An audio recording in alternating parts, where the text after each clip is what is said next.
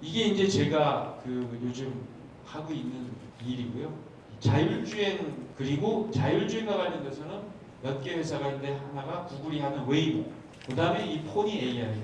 포니 AI는 지금 아직 상장되지 않은 회사인데 곧 미국 상장이 이제 예정돼 있고 나스닥에서 지금 이제 SEC에서 마지막 심사를 하고 있는 단계고요.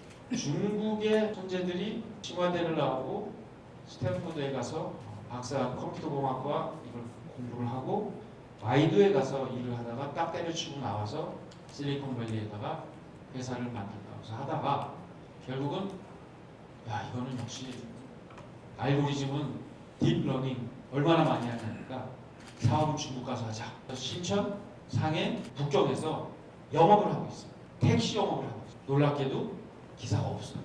전국 개택시연합회 회장님들이 어제 저걸 저도 타봤고요. 가서 보시고는 저녁에 연락이 왔는데 이게 말이 되냐? 우리보다 운전을 더 잘한다. 이게 왜냐하면 인간은 눈이 두 개인데 얘네들은 아까도 보시면 위에 라이더라는 걸 달아가지고 500m 앞을 다 봐요. 저게 지금 3천만 시간 동안 사건이 한 번도 없었어요. 사고가 한 번도 없었어요. 제어할 수 없는 다른 자전거가 들어와서 두 번 박은 거 외에는 한 건도 없었다는 건데 놀라운 이게 생각을 해보세요. 이게 이제 곧 우리의 현실입니다. 더 놀라운 건 이 차가요. 이 보행자가 이렇게 우리가 가면 이 건널목에서 사람이 이렇게 건너가면 우리가 지키고 있지만 사람이 안 건너가면 가잖아요. 인간들은 판단하는데 쟤는 뭘로 판단하냐면 눈을 디텍트합니다. 그래서 보행자의 눈을 딱 디텍트해가지고 제가 나를 쳐다보면 아 그냥 가는 거예요. 근데 얘가 나를 안 쳐다보고 딴짓하고 있으면 안 가요. 되게 조심스럽게 가요. 그런 정도까지를 지금 구현하고 있는 단계이고요. 저 안에는 엔비디아 칩이 들어가 있어요. 그래서 스스로 판단하고 스스로 뭐가 날라와도 다 판단하는 그런 능력을 갖고 있는 차거든요. 저게 곧 양국에 올 겁니다. 지금 들어왔어요. 사실 들어와서 이제 강남에서 자율주행 시범을 할 건데 이런 것들이 앞으로 택시, 버스, 트럭 당장 기사 없이 운전은 못합니다. 우리나라 법상. 그럼 법이 허용하는 한도 내에서 하지만 기사분들 입장에서는 10시간 일하던 거 20시간 일할 수 있고 훨씬 덜 피곤하겠죠. 제가 이 일을 하게 된 이유 중에 결정적인 건 이건 자유입니다. 자유. 그래서 저는 이 일을 하려고 했어요. 이동을 할 수 없는 사람들, 장애인, 노인들 또는 임산부들은 큰 문제는 없겠지만 이런 분들이 앞으로 이동의 자유가 훨씬 커질 겁니다. 앞으로 이 자동차들을 타고 다니는 사람들은 교통사고로 죽는 사람은 없어요. 물론 상대방이 와서 꽉 박아버리는 건 어쩔 수가 없지만 작정을 하고 그러나 저 차를 타고 가면서 누구를 먼저 박는다거나 이런 일은 없습니다. 교통사고로 인해서 장애를 얻거나 이 부상을 당한 사람들은 그 트라우마가 엄청나다고 해요.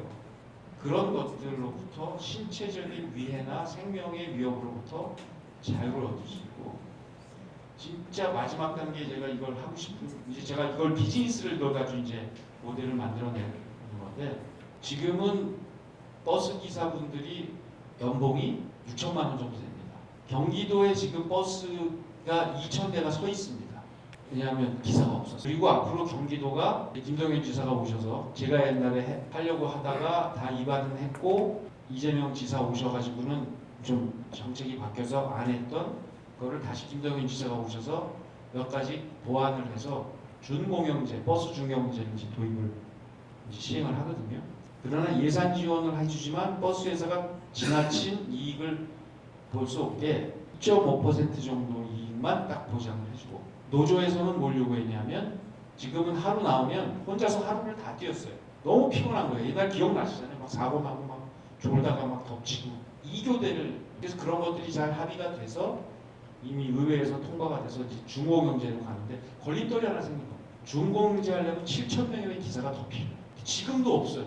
뭔가 해법이 필요해요. 그래서 앞으로 지금 당장은 아니지만 법규가 이제 우리나라 중국은 이미 저러고 다니고 있어요. 우한 같은 도시에서는 버스, 택시 이런 것들이 다 스마트 시티 개념으로 운행이 되고 있고 이 데이터가 계속 쌓이고 있습니다. 버스나 이런 것들도 도입이 되면 당장은 운전을 해야 되지만 어느 순간 이게 도입이 되면 운전해보면 그러니까 운전할 필요가 없는 거죠. 근데 운전대는 잡고 있어야 돼요. 우리 법규상. 법만 허용을 해주면 아무나 앉아 있어도 돼요. 그래서 버스 문 열어주고 닫고 뭐 이렇게 차량 관리인 거죠. 차량 관리. 옛날에 우리 기억나지만 오라이 그 차량 그 누나들 그런 역할을 기사가 하는 시기가 곧 올 겁니다. 그러면 저는 그런 직업에는 정말 전 노인 일자리를 만들고 싶어요. 그래서 뭐 여러분들도 새벽에 일찍 움직이시는 분들은 그 폐지 줍는 어르신들 있잖아요. 정신적으로도 건강하시기 때문에 폐지 줍고 이렇게 하실 수 있는데 뭐 여러 가지 다른 이유에 빈곤이라는 이유 때문에 그걸 하시는데 사실은 그런 분들이 차량 관리 하시는 거 충분합니다. 택시도 앞으로 개인 택시 기사만 운전하는 게 아니라 그거를 마치 개인 택시 면허증 소지자가 아닌 다른 분이 알바가 와서 일을 해도 되는 거죠. 그런 시대가 곧 오고 그런 분들 입장에서는 뭐냐면 재산권이 늘어나는 거예요. 개인 택시 트럭은 가게입니다. 가게. 자영업이에요. 사장님들이시니까. 그 가게가 그동안은 10시간 일해서 100만 원 벌던 게 20시간 일해서 200만 원 벌면 재산권이 올라가요.